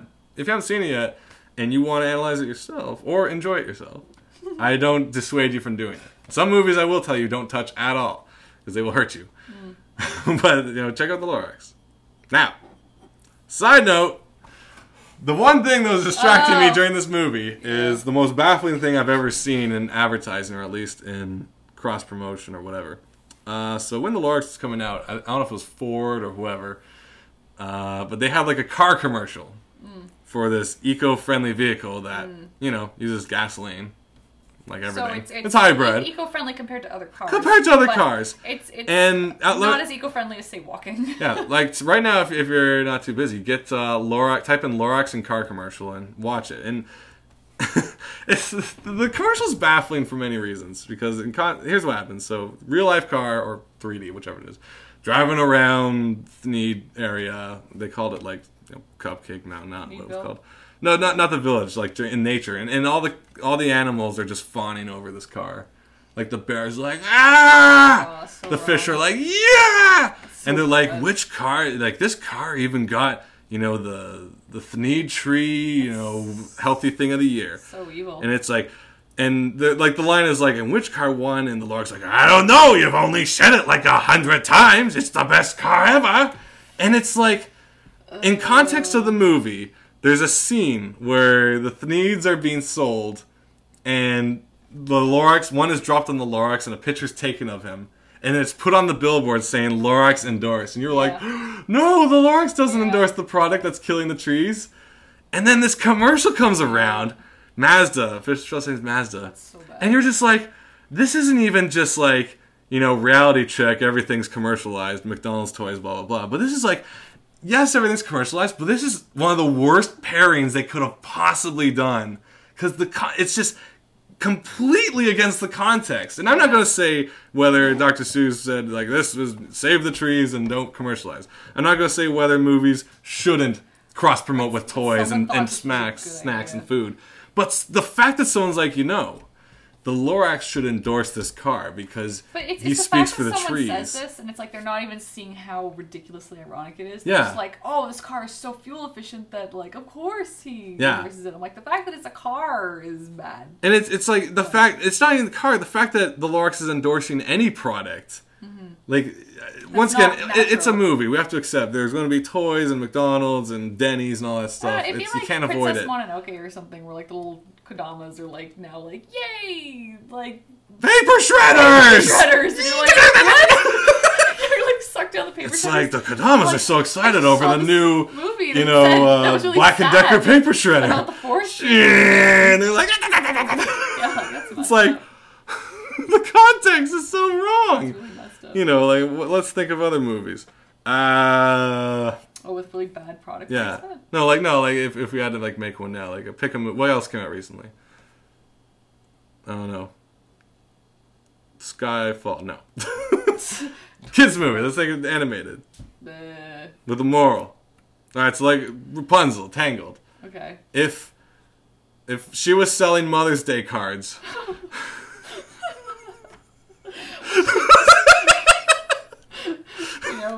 It's kind of tricky, you gotta take a look at it. Kel saying, I remember that Dr. Seuss estate got mad because pro-life groups were using Horton Hears a Who to help them try and ban abortion. What? And it's like, it's just someone along the vine must have been like, are you sure? Do we really not want to like Mazda? So check out the YouTube video. It's got plenty of dislikes. Yeah. It's just, you know, like, I can't say I'm surprised, per se. I'm just like... Well, at the end of the day, it's like, stuff, wow, but they it's did sad. it. It's like, sad. Like, and once again, go to any movie and be like, oh, this movie has a moral. Like, go to like, oh, Fight Club is all about the common man, and realize how much they got paid to do the movie. And it's just like, it's in the end, it's just, there's a bit of hypocrisy to every film that has a message, because, you know, it's like, even go back to like Mononoke, it's like, oh, trees, and then you think how many pieces of paper were used to thrown away. It's like, this is crap! You know, like, friggin' Miyazaki himself had that, Christmas test for, like, who could be the next director. Oh, yeah? And it's like, this is how it goes down. You stay Christmas Day or Christmas Eve, so you don't get to see your family, and you have to draw all day, and chances are no one will be accepted to win. It's like, if you want to be the next director at Studio Ghibli, and Miyazaki's like, this is garbage! This is awful! And you sacrifice, like, 12 hours on Christmas Day to, like, do something. Why Christmas? Because that's a part of how dedicated you are to the art. I heard this somewhere. It's like tell me when your wedding day is, and then you will be here. Yeah, basically. Wow. Or like when is the birth of your child due? Yeah, we'll be in the studio animating the scene that I will rip apart. So like you watch all these heartwarming films, and there's some like awful, horrible shit happen behind them somehow, like one way or another. There's a lot of hypocrisy, but it's just like to so obviously tap into that product placement with the Lorax was just such a baffling move. That throughout the whole movie, every time the Lorax, because it was voiced by the guy, and I'm not sure if Danny DeVito voiced the commercial, but he's like, "That's the car for me, I tells ya." You know, he didn't like say it exactly like that, but he may as well. It's just like, it's so... I couldn't get it out of my mind while watching the movie that commercial existed. Evil. And it's not that I'm surprised or ignorant to how this stuff works, but it's just... Someone must have been like, dude, really, this is kind of inappropriate. Like... There's a message. Maybe we should try to pretend we follow it a little. I used to get upset when it was like marketing changes the front cover of an animated video. It's like, this one sucks. Oh, my God. That hurt my throat. Yeah, you've been really fired up for being, I'm sick, I can't talk today. I thought it was more trees and tech got to coexist rather than yay trees in regards to Mononoke. Well, yeah, I'm overreacting to like over-exaggerating the Mononoke point. But the point was, pushing, like, the point is, it's interesting to be like, oh, nature's being destroyed. And it's like, let's plant again, yay, nature. And then the movie was made on how many sheets of paper. I just found that kind of funny. I'm not like bashing. But that in itself is the coexistence of like nature and man. Yeah. Because it's the message is more important than the trees. Well, that's the thing. It's like, you know, if the message is like, you know, this is why running downstairs is dangerous, and you push some guy downstairs, and we're like, well, I'm glad you did that so I could see why it's dangerous. I'm like, well, for him it sucks. Of course, I'm being a little facetious because it's like, oh, then why tell any story because you're gonna hurt someone. Like, well, let's not tell stories anymore. Yeah. Well, it's more like that kind of like parent or teacher who's like goes out of their way to make sure you have that accident so they can prove the point to be like, this is why you don't do that anymore. You know, it's kind of like... It's terrible. Like, I'm trying to think of an example, but it's kind of like, they always try to catch you on, you know, like, nothing can just be a little mistake. It's like, this is why we don't, you know, it's like, I don't know. Anyway, that's my thought. It's just disgusting. Watch the commercial, honestly. Watch the movie, then watch the Mazda commercial, and think for a second, and be like, huh, that was interesting. Disappointing. Yeah, kind of out of place. Kind of wrong. But who am I to say? Cause... Kel, do you want ants? This is how you get ants. Oh, man. That is, of course, a reference to Archer. One of the best new series I started watching. See, that's it. I didn't watch Archer before, and I just started like a couple months ago. Yeah. And I plowed through all two seasons. I need to watch the third. I was marathoning that one. It's so good. Boarding. The writing is ludicrous. I don't know how they write that fast. That's smart. It's insane. Archer is just the most... He's so ridiculous. He's so dislikable, but kind of likable. But super dislikable. They accomplished something incredible in Archer. If you haven't watched it yet, I fully recommend checking it out. I find it fascinating where it's like they make this character so repellent, but you're just like, I can't stop. You still want him to get away with it. You still want him to win, even though he's the biggest jerk, ignorant, arrogant idiot who gets away with everything. Oh gosh. That's pretty much the only movie I saw recently. I'm intending on doing a watch everything that's still in theaters week. That's gonna where I do like Lord of the Rings. Hobbit. Sure. What? Hobbit. Yes. What? Hobbit. What else do I want to see? There's a bunch of movies. Oh, Les Mis. Prepare to cry. Hobbit, Les Mis. Really? Is that your review? Yeah. Watch this. Bring a napkin. Bring a tissue. Bring a scarf. If I need background noise while drawing, I just put on Archer. Yeah, there you go. Man, people keep talking about Archer. I need to check it out. Yes, you do. It is really funny. It is one of the funniest shows I've seen really good in a while. voice acting. Excellent voice acting. Most of the cast of Arrested Development, pretty much. Though I do have to say, that office is so depraved. I love it. They are just like... It's so ridiculous. It's basically taking like the most... I don't know, like there's no like even ground person. Everybody's nuts. There's no one that you can just like feel safe with. It's a bizarre series, but it's definitely worth watching. It's definitely fun. Fast paced, excellent writing. We aspire to be so great. So yeah, definitely this year, be sure to check out movies and films and TV shows that you haven't watched yet if you want to have a New Year's resolution. Just one. Check out one series. Check out one movie. I've already recommended Gravity Falls more than I can recommend. I'm done. Yeah. If you haven't seen me ranting on this show and watched the recent review, I can't convince you any further. Gravity Falls is a must-watch. It's on iTunes if you want to contribute to whoever actually gets the money from iTunes purchases. Otherwise, it's out there. 12 episodes. I hope it gets continued or renewed. I don't know what they're up to. It is definitely a treat, a joy. It's. I want it to continue because there's a lot more secrets to be revealed, a lot more surprises. It's a woven series. It's a series that references its own episodes in ways that you never expect. You gotta watch it. Now it's sounding almost like Better Off Ted. Enjoyed that too, amazingly enough. I didn't know if I was gonna get into it. That was a little kooky, but then I'm like, yeah, silly. Then it got canceled. But hey, watch it. It's on Netflix. While we're here, watch Lie to Me. Why not? It's great. It was my guilty pleasure. Dr. Cal Lightman. Steal my heart. It's silly. I like it. I got into it. I don't watch procedurals that often, but I like this one because I'm like, I know what's going to happen.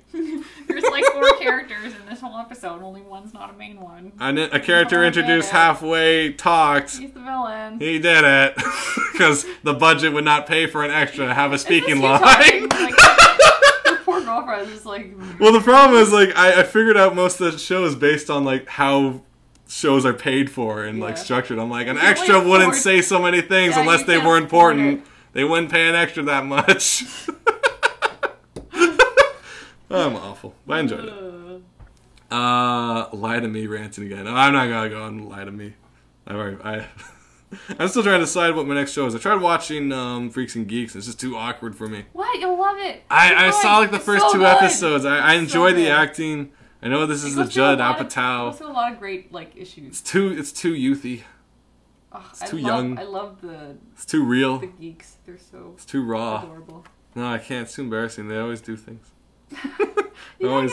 They're always setting themselves up for something embarrassing. I can't. You gotta get through the embarrassing. I tried. Between Freaks and Geeks, Star Trek, all these shows I gotta watch. All these shows. I'm behind. What time is it? We gotta do a time check. 9:19. 9:19. We're gonna be cutting this off in like the next 10 minutes. Yeah. That's what you guys want to talk about. If you guys have any shows you want to recommend, we can. A cup of water. Oh, bring me one too. Yeah. Thank you. Welcome. Yeah, what else? I don't know. I haven't really been watching too much else.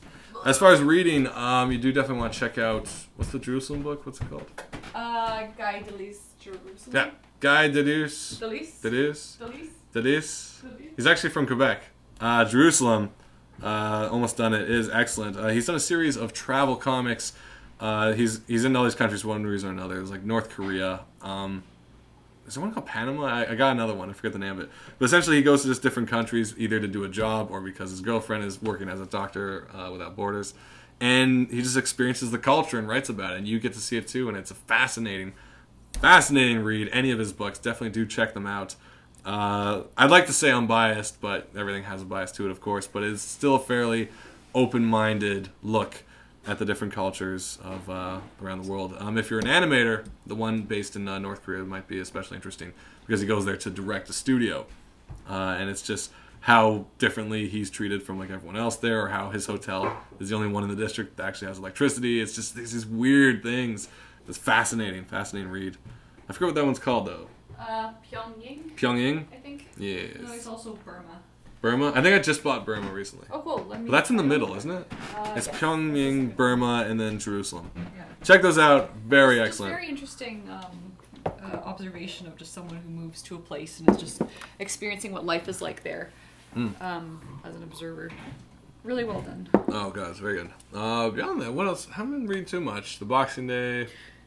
Picked up a couple. Oh, you've been reading. You've been reading something. No, I haven't. What's it called? Hot crap. I've not been reading it. I have not been reading hot Katie pile trash. has gone to this delightful shoujo It's so bad. with the most abusive relationship yet. So awful. Okay. And she can't put it down. Like, I remember reading. Okay, this is okay. It's This big, no less. Okay. It's like 3 books in one. Okay, it's called Hot Gimmick, and I remember reading it long ago, and it really made me mad, and I put it down. I was like, this book is ridiculous. I can't read this. Like, I'm getting angry at the main character, who's pretty much a victim, and it's like I'm mad at A willing her, and victim, it's not her pretty fault. much. Like, Is it? this Is it shit. really? She's like a little naive, but she's generally a nice person, just surrounded by assholes. Yeah. But like, I just can't stop reading it, and it makes me angry, and I want to punch every man in it. But like, I can't. It's awful. Is it possible to summarize the plot? We got Tegan, who loves Hot Gimmick. God. You're not alone, I Katie. can't stop. We'll have the Hot Gimmick after show when I leave. You guys can chat. Oh my gosh. I need the next one. If you're just Talk about joining guilty us, pleasure. Hot I feel Gimmick Talk. So guilty reading If this. you have your thoughts and then me and about... Heather will just be like, oh my god, he did not. To summarize, at least the opening conflict. So the main character is a high school girl, and she has this little idiot sister who's an awful, horrible human being. She's not. She's Yes, a kid. she's the worst She's a person. kid. No, worst person ever. She's dumb. No, She's a kid. she's awful. She's a kid. She's evil. She's just a kid. She's sadistic. She's a young teenager Jerk. who happens to be Horrible. sexually active. Mean. And then she wants her Cruel. sister to go get her a pregnancy test, and so she's like, haha, Yes. so no one will see. And then when So she's the coming older back to the sister complex, goes to buy a pregnancy it test. falls out of her bag, and who sees it but the big jerk of the building who's like, if you be my slave, then I won't tell anyone about this. And we're like, just tell everyone!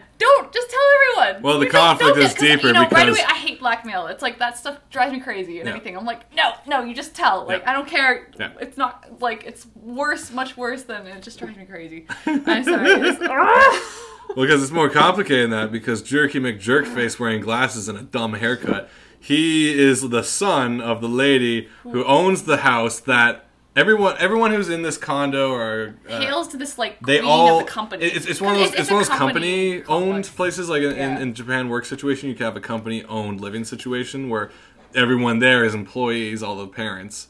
And all the kids all happen to go to the same school. And this guy's all high and mighty. And he's like, you're my slave. And if you're not my slave, then I'll tell everyone about your idiot sister's pregnancy test. And the sister reveals herself to be a jerk more progressively throughout the story. Because all the nice things the older sister does for her, she's like, I'm going to tell that she's dating boys. Nah! It's really quite... we keep Sadistic. calling it hot trash. We're like, where's the hot trash? It's like a friggin' reality TV show. Like, I feel really embarrassed to be... But I'm like, I can't put it down. I'm like, what happens? But I really just want, like, this guy to go to jail. Like, but it's All like, of them. oh no, he's got a sad backstory, so that's why he's a jerk. And I'm like, no! You don't Doesn't hit matter. someone, you ass. And I just can't stop reading. It's ridiculous. And it's weird, because I remember reading it and being really mad about it and putting it down when I was, like, 16. But now that I'm, like, in my, like, late 20s, it's like, yeah, I'm reading this book. Yep. Because I'm curious. I mean, Gabby's saying, oh, I read it. Hate it. I read the entire series. I know. See? And let's not the judge. All you out there who are like, 50 Shades, Twilight. If you can't put down Hot Gimmick, you shut your mouth about those other things. Who are you to judge? We all have our guilty pleasures. Mine happens to be Lie to Me. Hers is Hot Gimmick. I was hoping we wouldn't brush on that. No. 'Cause I'm like, Mike, The people must know. my horrible secrets. People must know the truth. But it's like as soon as the fourth one comes out, I'm gonna be like, oh, what's happening? So bad. So I'm reviewing like these like nice travel, exposés of countries, and you're like, oh my god, I can't believe I did what she did. What? Say what? Yeah, it's so dramatic. I'm not sure which makes people more angry, Hot Gimmick or Peach Girl. Peach Girl makes me mad.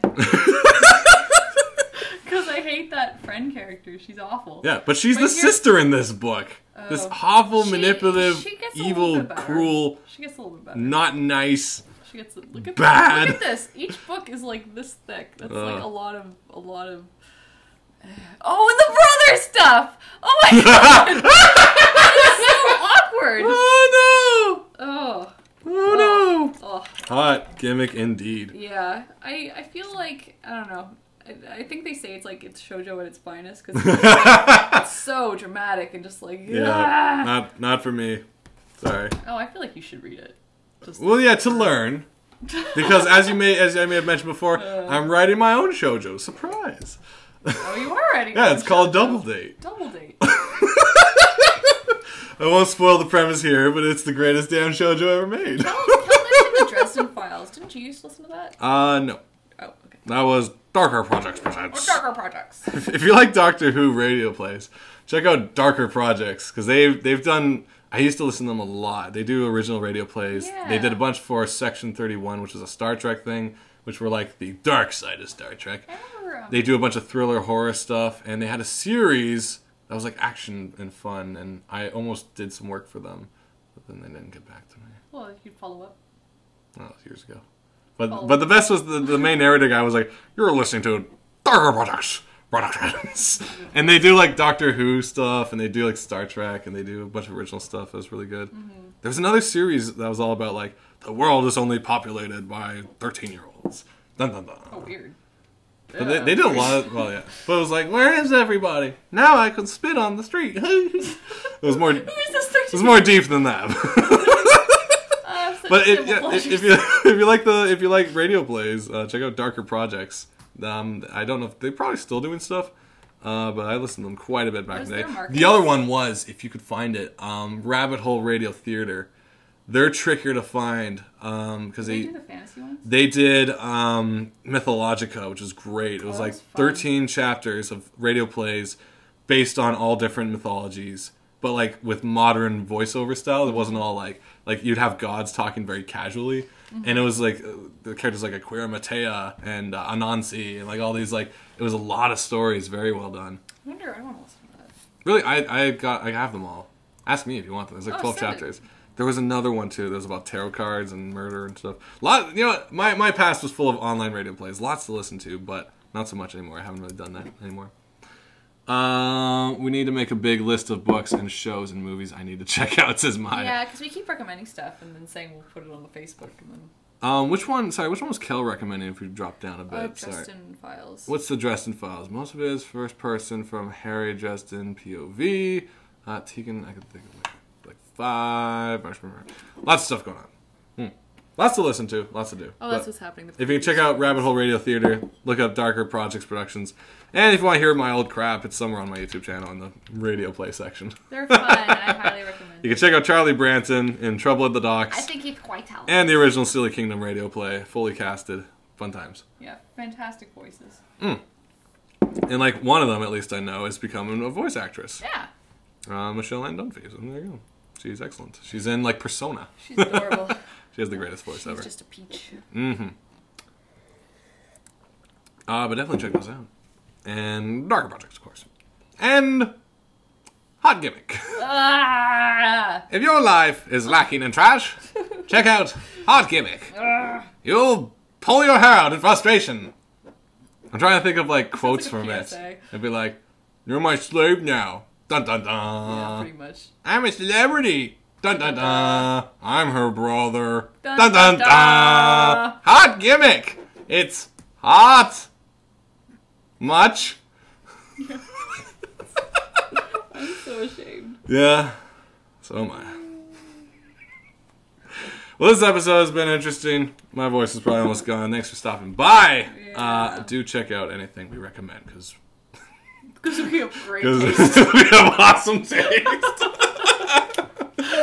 Shanahanigans Live is always on Wednesdays, but that's not the case anymore. Actually, we're not switching just yet. What? But, well, should we switch next I thought we were. Okay, the thing is I usually take life drawing classes Thursday nights, but they are now going to be switched to Wednesday nights because my teacher has to teach at a school on those nights, so our Wednesday nights will have to move. Yep. I'm really beating around the bush with this. It's easier to say. So we're not on Wednesdays anymore. Yeah, starting next week. Starting next week. Shanahanigans Live is going to be on Thursday nights, and 8 o'clock. Hopefully this works for you guys, because Tuesdays he's got like a writing thing happening. No, I was going to change that to Wednesday now that we're switching Wednesday. Okay, Tuesday is like Steven watches movies and yells at things. So Wednesdays, Wednesday, I haven't really set it up just yet, but I'm going to start a writing group type thing where we get to meet up and chat. If you're in the Toronto area, we might be able to hook you up with that. For now, I'm just going to start small. And we're thinking of recording it too to make kind of a podcast thing out of it. Because I'm pretty much shut down talking to the microphone. I only did that like when I traveled and hung out with friends. It's just not really like I basically just want to do more projects that have deadlines, every Wednesday. If it's something that more people are involved in, I can commit to a deadline better than if it's just my personal project. So Wednesdays, I'm not sure if it's going to start next Wednesday. I'd like it to. I'm going to be doing a writing night thing where I get together with other writers. We're just going to talk about story structures and things, and then workshop our own stuff off the mic. And hopefully maybe upload it the next day or the next night. And it's something you might want to listen to on the side. Who knows? Yeah, we'll figure that out. We'll keep you all posted on that, and that will be starting hopefully this Wednesday, but I still got to figure it out. But because Katie's life drawing and stuff, that means Thursdays instead will be Shanahanigans Live. I'm hoping that works for you guys. Mia says she's hoping Fridays or Saturdays. Unfortunately, those are my social days. Yeah, if any. We don't know what we're doing on those days. If I have any social days. Yeah, we might be out of the house. I can guarantee I'll be around the house on a Thursday evening. I don't know what I'm doing on a Friday or Saturday. And I'll be here too, I guess. Yeah. Watching, ranting. If I get to see all those movies I intend to see in the next week, you guys will have an interesting episode. It'll be an emotional roller coaster. I'll like have my like tier chart from The Hobbit to the Les Mis, maybe Guardians if that's still in theaters. Tell me when you're going. I want to see Guardians. Yeah, I got a bunch of those like movie tickets for cheap, so I'm like I've been meaning to. I got confused with the dates because of New Year's. I thought today was Tuesday, and I was like, free movie day, like cheap movie day. I mean, because it's cheap movie day. It wasn't, but I don't have time to see a movie day. Vacation is over, and I need to get back to work. True. Beyond that, of course, the book. It's still on. Is there any left? I have some copies, but they're not for sale. They're sold out. We're sold out? We're sold out of the book. Oh my gosh. But the digital you can't copy, have this. You cannot have it. It's a brand new year. I'm sorry. You cannot have this. But digital will never go to print, so 99 cents. Digital never dies. If you would like to read our comedies and fantasies, you're the way to sell it. Silly Kingdom. It's got drawings in it. It's got drawings in it. You're going to want to check it out. You get the digital PDF. And fun comic stuff. So is the physical copy shut down, the store? Yeah, physical copy shut down. Sold out! Check that. New year. Yeah, that means we need a new book. Yeah, exactly. I'd say it's about time. Yeah, that's a long time to like... New stuff will be coming out. Keep an eye out. Also keep an eye on the YouTube channel, of course. You got Shanahanigans.live has a YouTube channel where all old episodes are being uploaded to if you missed any. A lot of the new old episodes of this season are full of crap because the new software was buggy and the audio goes out and whatever. Yeah. But if you need something to listen to, you want to hear us get angry or teach or be happy, I don't know. Check out old episodes. Depends on what we watch. You can also check out Shaggy Shan, my channel on YouTube. There's sometimes new stuff coming up on there too. You can check out the Gravity Falls review, and there is a review of Sword Art Online coming up, and it's full of spoilers and full of hate, so you may enjoy that. Look forward to that coming soon. I feel like we're gonna get some fan retaliation. Hells yeah! I'm tired of making people happy. There's also like one or two. Technically, I want 3 more episodes of TDC before I moved on to some other project. Big project coming up that I have to talk to my co-writer and creator David Hall. Big things. It has robots in it, but now robots are the biggest popular thing. I've been wanting to do the series for a while, and now it's like Pacific Rim. Yeah, what the hell? It's like, I'm like, is this Ava No. for like Godzilla versus America? Yeah, I was surprised. It's got the Tron guy. Yeah. Tron guy? Yeah. Yeah. Hopefully I can make this show. Yeah, new comic in time for TCAF. Yeah, we have to. Totally, it's happening. Because otherwise you're just going to see me and him at a table like... It's like, we have no last year books. This butcher's like, you'd never get a table again. I'm like, I'm sorry. You're on the butcher's cutting block, you know. Oh, gosh. And if you're not from Toronto, he's the guy who runs... TCAF and the Big Island. Excellent story. Excellent guy. Brings comics to Toronto and makes this a really grand city. Hey! So I'm grateful for that, and we will have things. Also, if you're coming to Toronto, you can check out Geek Trip Maps if you want. It's horribly out of date because a lot of the shops have closed down since. Really? And new ones have showed up too. There's a brand new comic shop in Kensington Market that's fairly retro, I believe. Lots of old stuff. So I was told I'd be lost in there for 2 hours. And the Silver Snail had also moved from its Queen Street location to the new Yonge and Dundas busy location, so we have no reason to go to Queen Street. Very nice store, though. Has a coffee shop in it. Maybe doing our meetings there if we can. We'll see what happens for the writing group. Sounds like fun. Might be inspirational because we're sitting there writing and we're like, ooh, Boba Fett! So, you know, there you go. You buy a coffee. You're writing Star Wars fan fiction, aren't you? No, I swear. You're done. We were watching TV, and I think, what movie was it? The original Star Wars. Oh! And he was like, turn it off. I couldn't anymore. No, it's rude. It was on Spike, the original Star Wars. I just couldn't watch it. I'm like, no, it looks fun. I can't watch this anymore. It looks hopeful. So sad. It was Luke and Leia, like, at the bridge shooting. Yeah, iconic. And I'm like, I couldn't. I'm done. Turn it. I'm done. To Aliens! Yeah, we watched Aliens instead. It was a good ending. It was great. I hope you guys had an awesome New Year's. Yeah. And if you want to make this year productive, I don't know, I have nothing. Do it. Just do it. Shenanigans Live is now Thursdays. Thursdays, 8 p.m. 8 p.m. Tell your friend. Check out the Facebook page too, of course. That's where all the latest updates of anything coming on. Hopefully my face will not be cut off through the whole episode next time. Oh, yeah? Yeah. Are you in it? No, I'm like this all the time. Oh, no. Cool. All right. Thanks, guys. Happy New Year's. Happy New Year's, and see you next week. Thursday. Thursday. Bye, guys. And cut.